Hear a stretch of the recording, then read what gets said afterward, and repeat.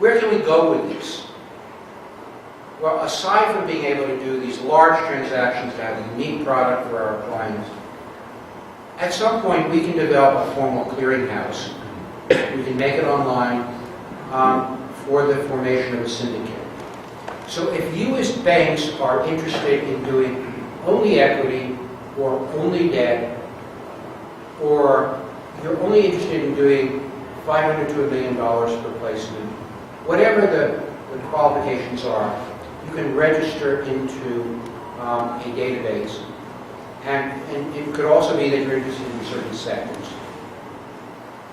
And then we can advertise out the availability, or you can advertise in the availability of a potential transaction. We can, through this process, start to develop aftermarket support for clients. Now,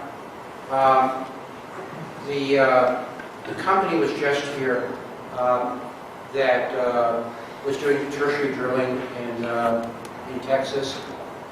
That was Paulson's client, as I remember? Yeah. Vanguard. Why did you bring him here? You've already done the deal. Exposure, some aftermarket support, and then brag to everyone we got a deal done. Okay. I understand, and it sounded like it was a standard trial to get it done.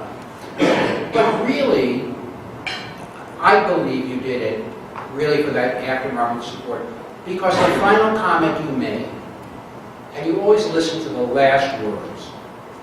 The last words were, "It's a great company, go buy it. Go punch it up." And so you now have, perhaps 50 or 60 people, and some proportion of those are going to look at what you thought was a promising company that has started to grow, and now they may start to track it, and they may start to look at it as a candidate for their clients' portfolios. And as you can do that, and as we can do that and get the word out within the NIBA organization, and do that IR and internal IR and external IR, and support our clients, that means an awful lot. We had a client that came to us and said, we're doing about $25 million of revenue, maybe 30, and gee, we're incredibly profitable, and our stock on the gold board is in the toilet. What do we do? And we worked out an entire plan for them that was designed to get, first of all, to get them to understand what their real story was, because I don't think they did. And once we did that, we were doing non-selling roadshows for them for several months. And we were beating on people who were fairly close to our firm and saying, I know that you're running $8 billion and the market cap for this doesn't register on your lunch bill. Buy some of this damn stock or we're never coming here again. And we hope that they said, well, okay, don't come here again. But really, we did that. We actually got them first, got their share price from about $2.50 a share up to about $5 a share, kept it there for a while. We took them off the bulletin board, got them on NASDAQ. We did a secondary. We negotiated a very, very favorable debt arrangement with a large bank. And we did 2 acquisitions for them. They still don't know what their own story is, but they're an infinitely more valuable company today. Now, I don't think they would ever go to another investment bank. I really don't. I mean, we know that company that well, and I think they feel that they've been well served by that relationship.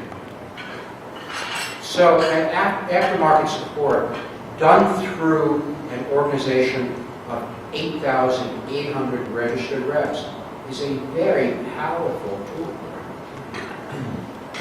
Now, we have found, and at Griffin, we were just speaking about this, that research is a key part of our strategy.